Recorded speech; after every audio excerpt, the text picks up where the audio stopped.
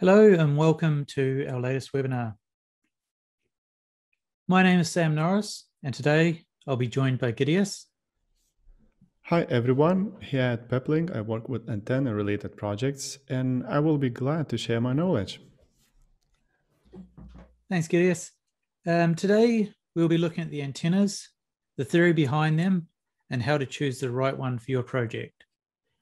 We're just going to give it another 30 seconds to a minute because there's still a lot of people joining.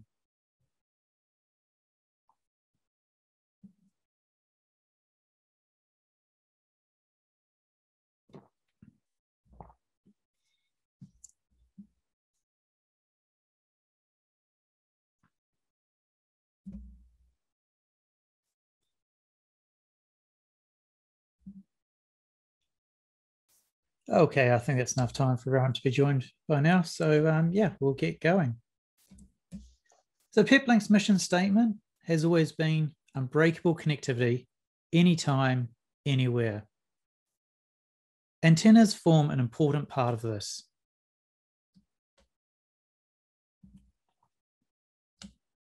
We'll start by looking at the theory, and then we'll move on to the applications and how the theory affects your deployments.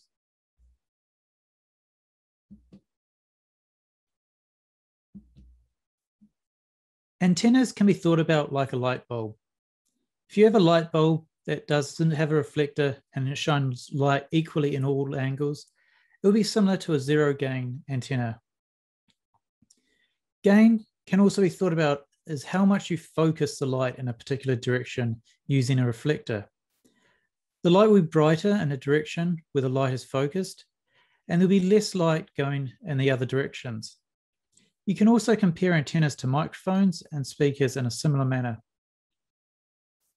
An important thing to note is that the antenna doesn't amplify the signal or create energy.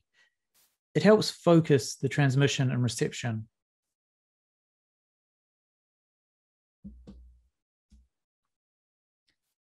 An omnidirectional antenna is designed to transmit and receive 360 degrees around the antenna. Its radiation pattern can be thought about like a donut. In the illustration we have here, you can see what happens to an omnidirectional antenna radiation pattern as the gain is increased.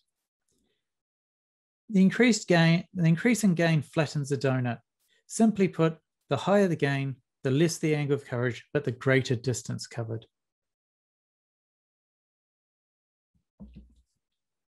A directional antenna is designed to transmit and receive in a particular direction. Its radiation pattern can be thought about like a cone. In this illustration we have, you can see what happens to a directional antenna radiation pattern as the gain is increased. The increase in gain extends the cones, but makes it narrower. Similar to an omnidirectional antenna, simply put, the higher the gain, the less the angle of coverage, but the greater the distance covered.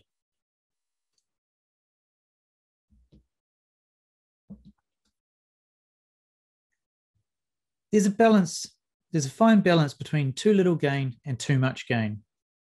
If you have too high a gain, the rolling of the vessel can cause the radiation pattern of the antenna to move above and below the antenna. But if the gain is too low, the vessel could be out of range of the tower at a shorter distance.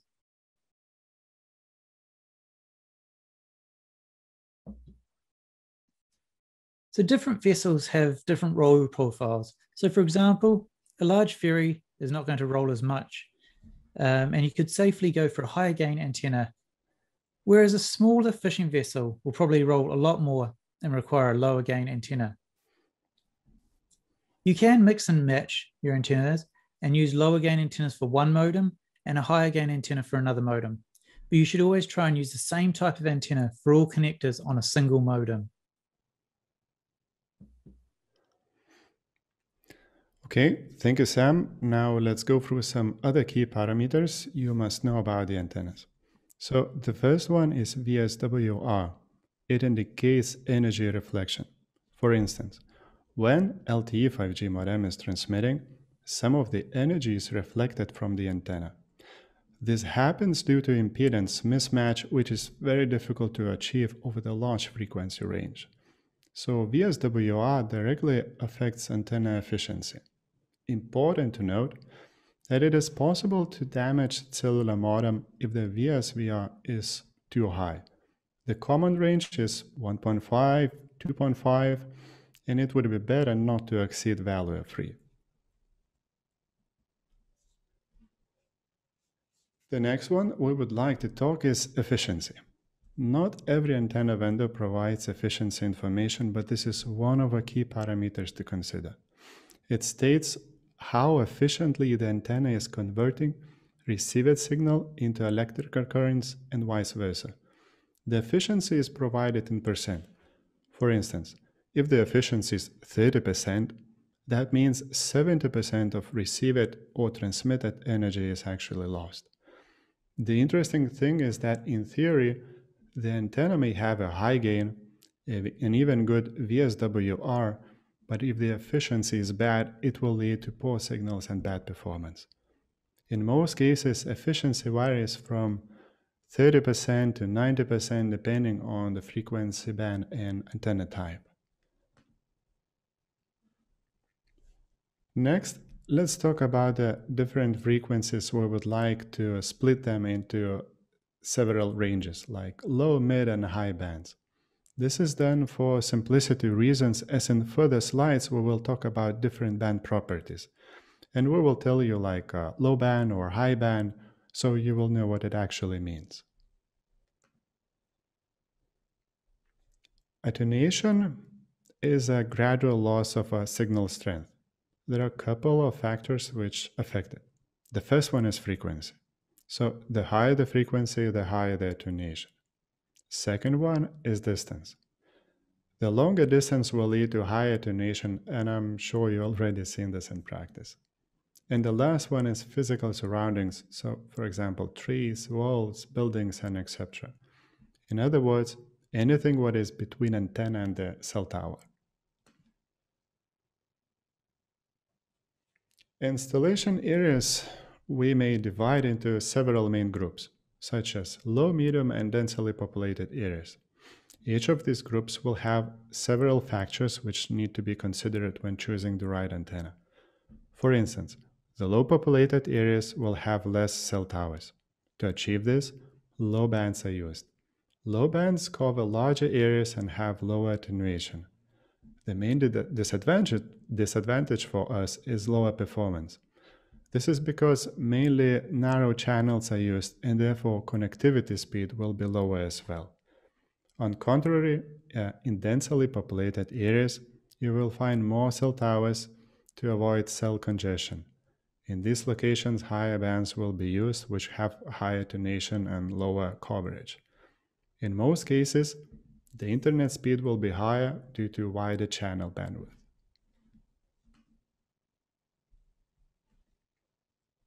When installing the antenna, there are two more things to consider: line of sight and cell tower congestion. If there are direct objects between antenna and cell tower, this will affect the signal strength, and we already mentioned this. However, there's also an effect called Fresnel zone. If there are reflective surfaces along the path, such as water, smooth terrain, or building roofs, the radio waves will reflect and may affect the received signal strength. We have provided a picture showing a particular example for one frequency. There are many online calculators, and if interested, you can check the Fresnel zone actually for different bands as well. Another thing to consider is cell tower congestion. It may happen during weekends or rush hours. If that is the case, omnidirectional antenna can help, as it will allow to connect to several cell towers rather than just one using directional antenna.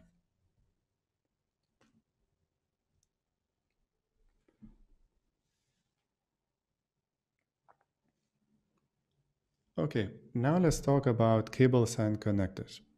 So here at Peplink, we are using three types of connectors. In this slide, we show two of them. The most common type is SMA connectors, and most of our products have this one. We use different configuration for Wi-Fi and for cellular GPS connection. If you choose our antennas, we already took care of it to make sure that antenna and router connectors will match, so you don't need to worry about this part. Another type is QMA. So this one is a very reliable premium class connector. It's very handy to connect if you want to connect many antennas in a compact area. And later on, Sam will show you a video actually how it happens in action. To connect QMA, you need to push them slightly and the internal mechanism will lock the male and female parts. This can be done in seconds. And I would say that very important, once QMA is connected, you can forget it. It will not disconnect itself. The last type of the connectors is N-type. These are a bit bulky in size. However, N-type is outdoor rated and it's recommended to use if IP rating higher than IP66 is needed to achieve. On our products, we use female on the equipment side and male on the antenna side.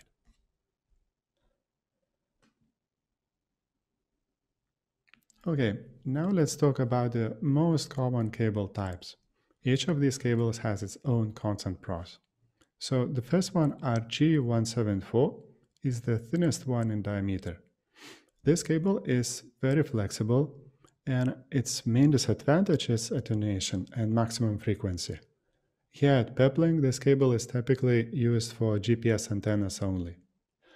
The another type is CFD200. This cable is a bit thicker and is about 5 millimeters in diameter, but still very flexible. And it can be used for signals up to 6 GHz, so it covers all LTE and 5G bands. Also, it has relatively very low attenuation, and you can see that 6 feet attenuation, for a 6 feet attenuation, it's only about 1 dB for a mid-bands actually. The other two types like LMR 400 and 600 have ultra-low attenuation and are suitable for longer cable runs. The main disadvantage is cable flexibility. They are quite rugged actually. Also, they come at a price. Typically, these cables are terminated using N-type connectors. Okay, now let's jump to applications. Here at Peplink, we have 3 main antenna product lines. Hummingbird for fixed installation, Puma for mobile ones, and Stingray, which are designed having maritime environment in mind.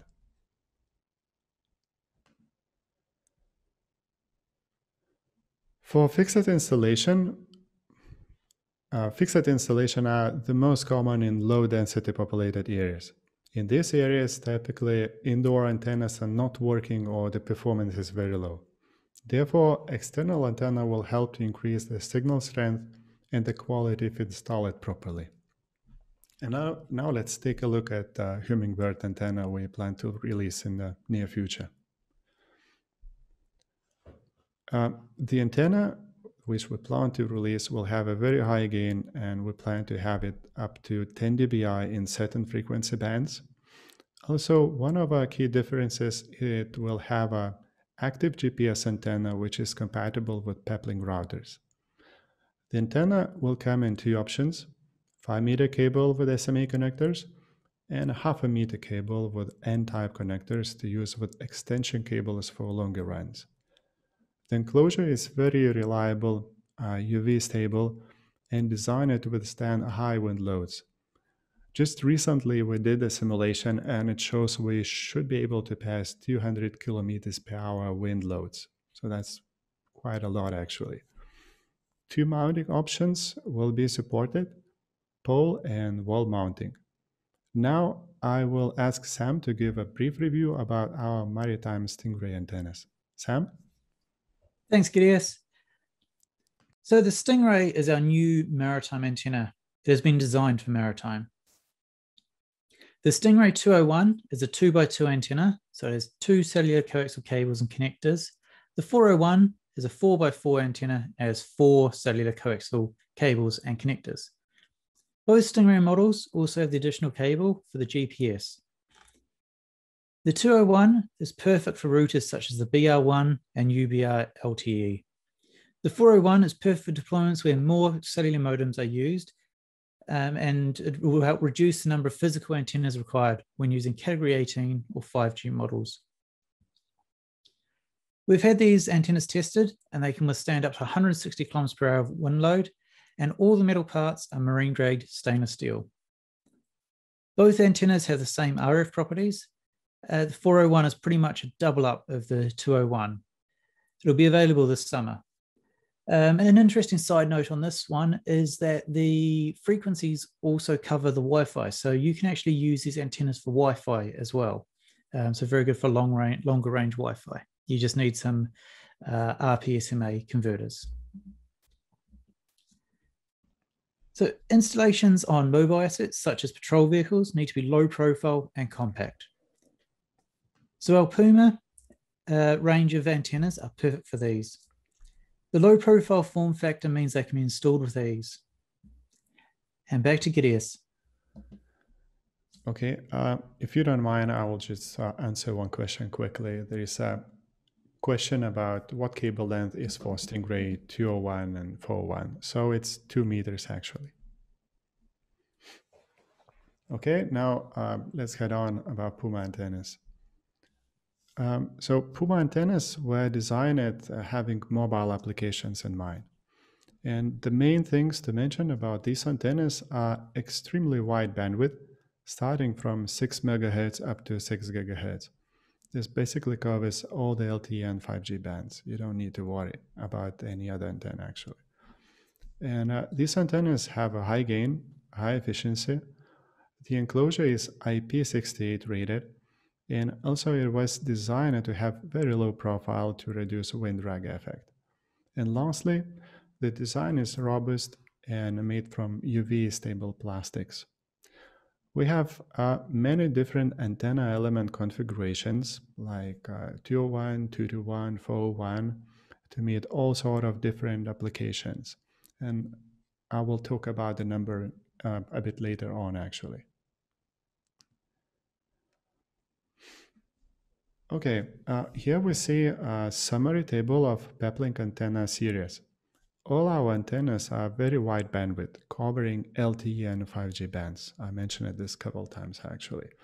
The exception is Stingray antenna, which actually is ultra wide bandwidth and it supports even 400 megahertz band as well.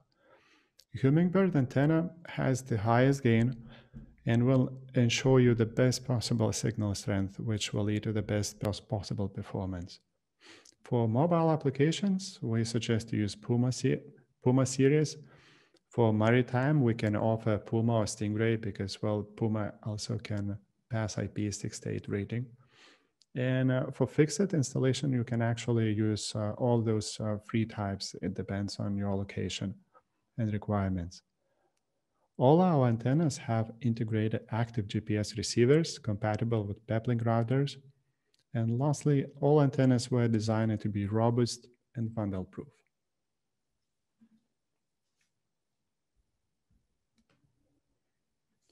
Okay, now let's have a few words about the antenna naming. So antenna naming was designed to make it simple for you guys to remember. So at first, we have antenna series name. So in this example, it's Puma, but it can be Stingray or Hummingbird. Then we have three numbers, which indicate antenna elements. So no matter which series antenna you will take, you can easily know the internal antenna element configuration. If we take this example, so it shows 401, which means there are 4 LTE elements, 0 Wi-Fi and 1 GPS. And if you will take another one, 221, you know 2 LTE, 2 Wi-Fi, 1 GPS, and so on. The last three symbols are related to cable length, connector, and color, and you can find those on our data sheets. Okay, now Sam, let's get back to you again.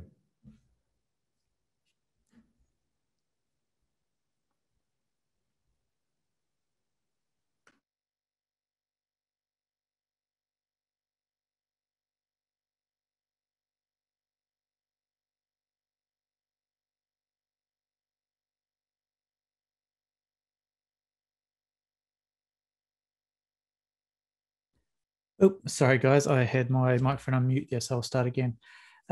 So our antennas, they come with different types of cables and connectors. The Pumas are available with SMA and QMA. Stingrays only come with SMAs, and the hummingbirds have SMA and N types. Our extension cables allow you to connect your antennas to the router at longer distances.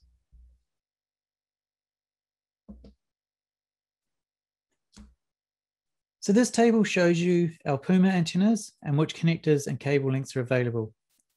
This will help you select the correct antenna for your router and installation.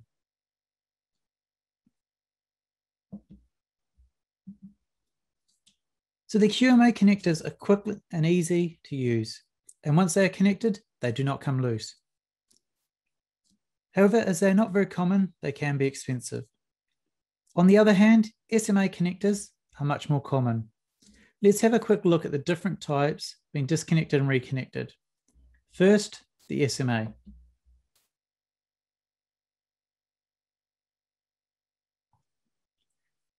So this is the one that a lot of people will be familiar with.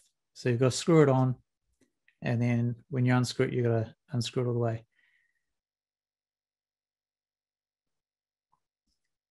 So now let's have a look at the QMA. So as you can see, you just push it on, and then to remove it, you have to pull the ring back and it releases the mechanism. So the SMA, they take up a lot more space, and the QMAs you can fit a lot more of them in a compact area. So that's one of the main reasons we use them on the MBX, because we need that valuable space.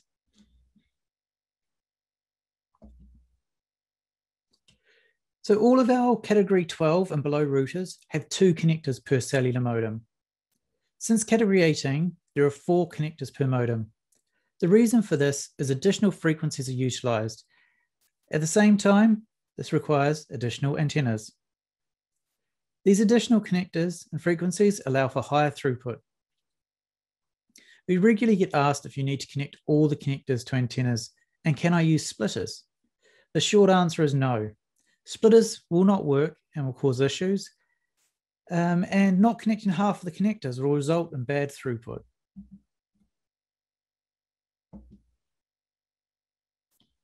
So these are some of the combinations of our antennas and routers. For the devices which have Wi-Fi, you'll need to select your antenna depending on if you want the Wi-Fi from the exterior of your antenna or from the antennas on the router. This means, do you want the Wi-Fi LAN and WAN to be broadcast from the exterior antenna or from where the router is located?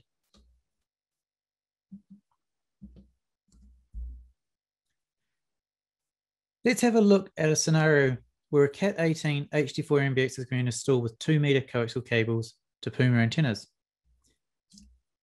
For this, you can use 2 Puma 401s with QMA connectors and 2 421s with QMA connectors. You also require adapters for the Wi-Fi connectors to convert from QMA to SMA.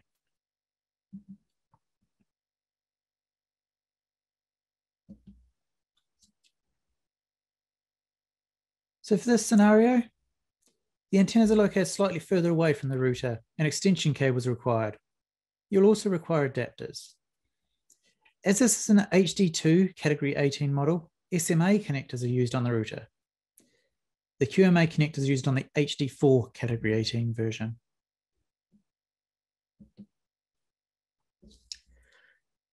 For this setup, we're using a transit duo with 3 Stingray 201s.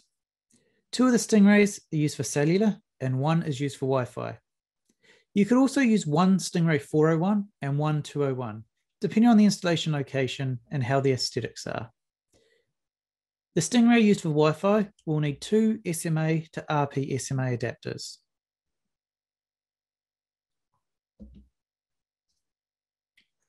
This is an outdoor installation of our HD4 IP67. For this, you'll require 2 ANT 100s, which are a 4x4 antenna with N-type connectors. They're supplied with 3-meter cables, so the router antenna must be installed within 3 meters of each other, unless you want to use extension cables.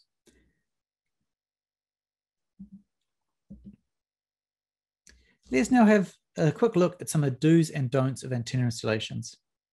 These are all opposites of each other. So I'm only going to cover the do's. So obviously on the splitters, you don't want to use splitters. Splitters literally split the signal received. A 1 to 2 splitter will split the signal by at least half. A 1 to 4 splitter will reduce the signal down to below 25%. High quality cables will help avoid unnecessary loss.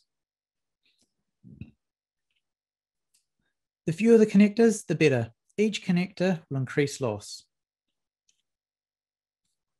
You want to place the antenna in the best location possible, preferably with a 360 unobstructed view of the horizon. This is not always possible, but the closer to it, the better. And you also want to select the correct antenna for your application.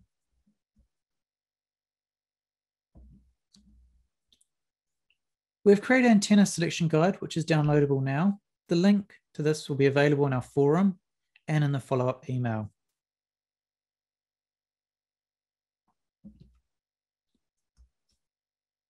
So does anyone have any questions? There's been a few questions that have come in over the time there.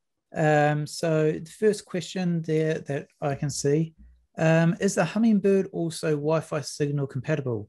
Gideus, do you want to answer that one? Yeah, I would like to answer this one actually. So in general, we can touch all our antennas, Puma, Hummingbird, and Stingray.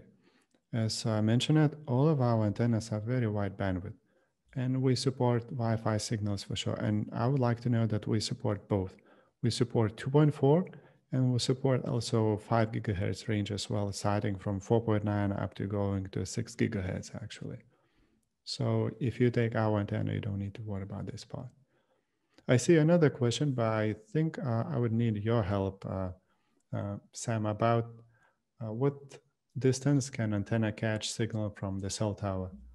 So, Yeah, so maybe we can take a maritime example because, well, it's there are no objects in between in most cases. So for distance from cell towers, this is very dependent on the location you're in and how the cellular environment is set up.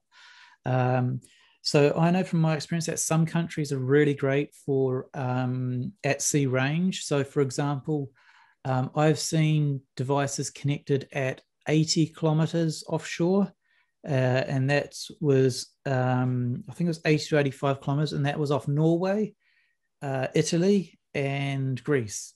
And in those three countries, I've seen great ranges offshore. Some countries where I've seen not so great ranges offshore, the Netherlands, but that one is kind of because the country is pretty flat. So you've got to think about the cell towers are actually going to be quite low on the horizon. So that's kind of explained by the location. And yeah, there's some other countries. So it really depends on the location and how the cellular environment's set up. But our antennas can definitely do some really good ranges. Do you have anything to add to that, Gideus? No, actually, no.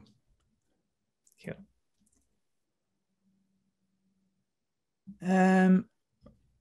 Okay, so we've got another question here. What is the maximum recommended cable length from the Peplink to the Puma series antenna using LMR 400? Do you want to answer that one too, Gideus? Yes, I would like to answer this one. Actually, there is no cable or length limitation, and it can be 1 meter or 100 kilometers. It doesn't matter. All what matters is actually the attenuation. So we provided a rough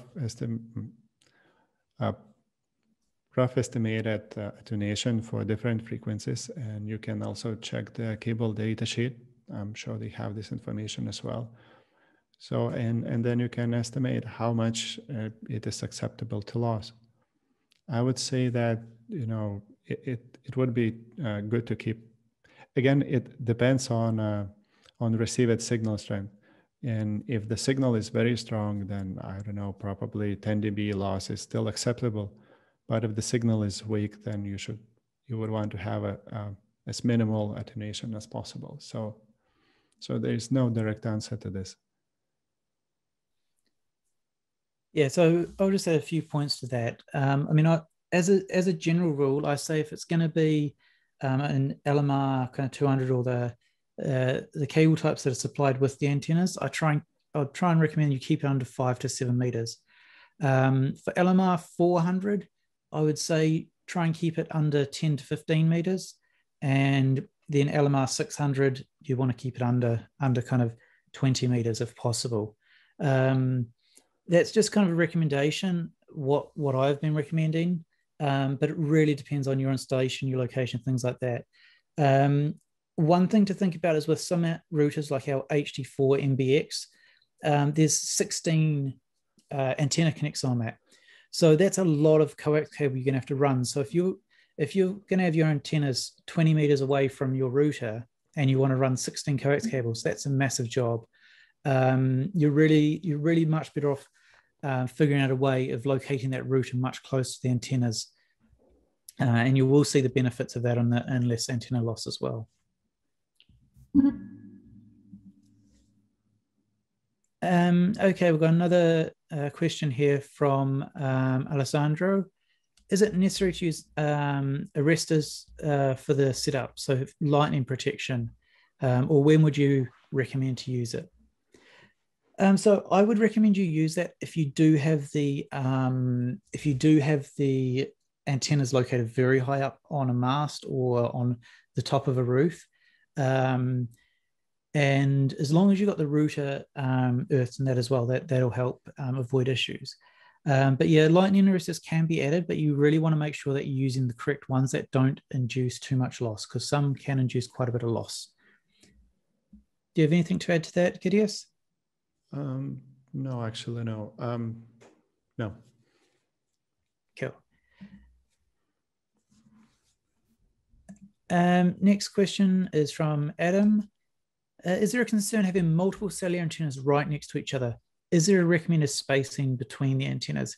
Yes, there is. There's some pretty good calculations that have been done, and there's some minimum recommended distances, and really the closest you should really have an antenna would be half a meter apart. But really, if you can be 90 centimeters apart, then that's really good. If you can be 1.5 meters, that's even better. This obviously doesn't apply to the multiple antennas where there's 4 antennas in one, because obviously you can't pull them apart and move them apart. So if you're installing an HD4 MBX with Cat 18 and 4 Stingray 401s, if they're installed kind of 1.5 meters apart in a square, that'd be really good. If you can get vertical separation between them as well, that's even better. So if you install 2 kind of on a level above and 2 a level below, and you can even turn 2 upside down, so 2 are under a spreader and 2 are above, and that keeps cable runs nice and short as well. So there's lots of different ways you can think about it, but ultimately the more space you can get, the better for the diversity and the LTE.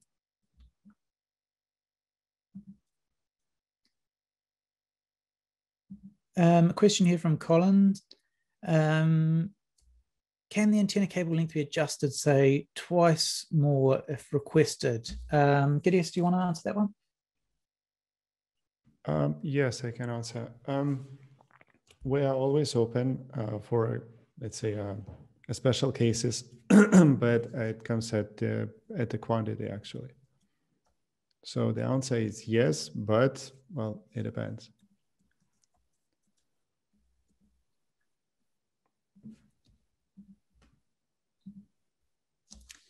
James asks, what tools do you recommend to figure out heights for installing the LTE?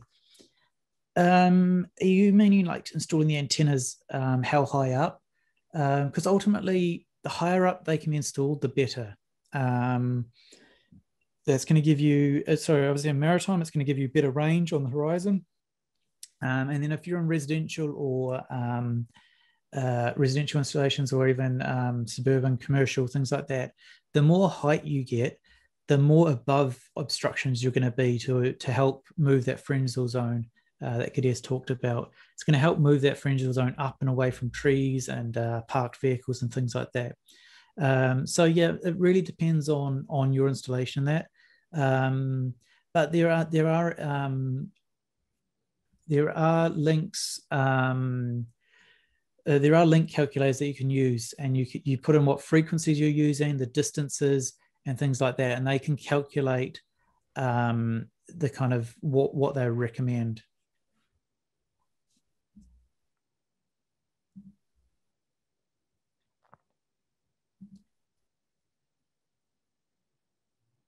James is asking, can we speak with Peplink for design recommendations and advice?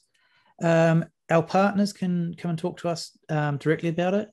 For end users, you can make an inquiry with us and we will put you onto a local partner that will know your local cellular environment, and they'll be able to provide you with local knowledge as such, because every country is very different. And yeah, you think LTE is the same, but they are implemented different in different countries. So your local partner is going to be your best port of call for to set you up with a really good design.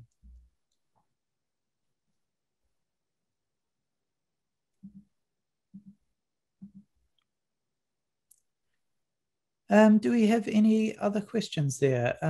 I see there was a question in the chat there from John. Are there SMA RP adapters that will connect to the Stingray mounts? We don't have those as a part number.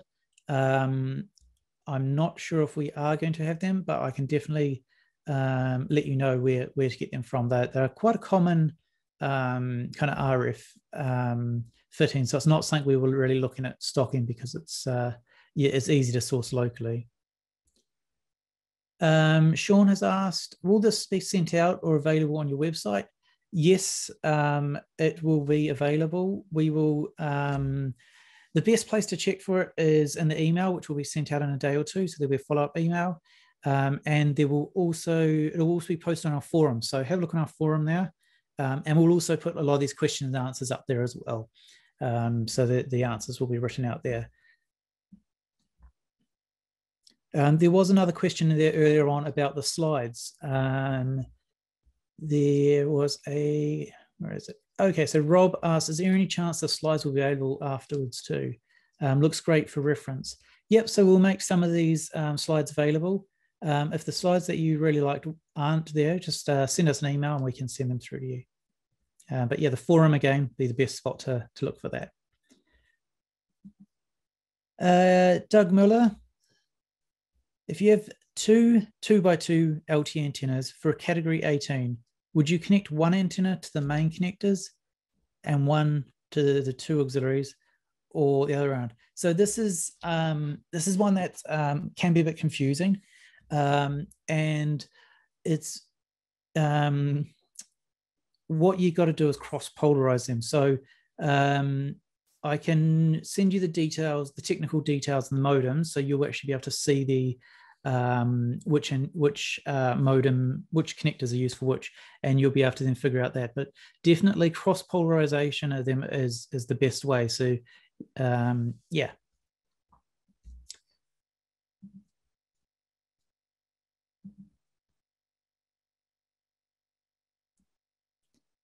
There's a question here. How do your antennas compare against a similar panorama antenna, which has been widely used with L routers for some time now? Gideus, do you want to answer that one?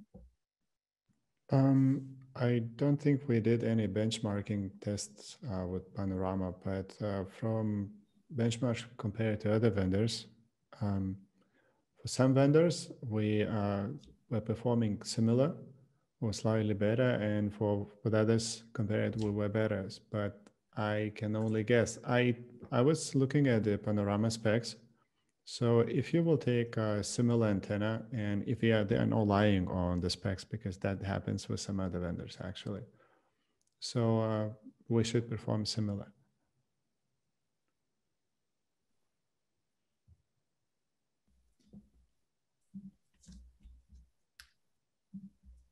Okay. So do we have any other questions there?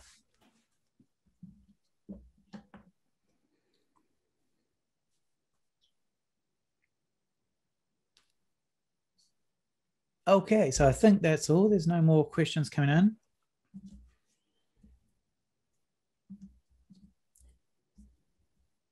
So thank you for attending today, and thanks, Gideus, for being my co-host. If you have any more questions, please get in touch with us. The forum's a great place to go. You can ask questions on there. There's always good responses there and a wealth of knowledge. So thank you very much, everyone, and have a great day. Cheers.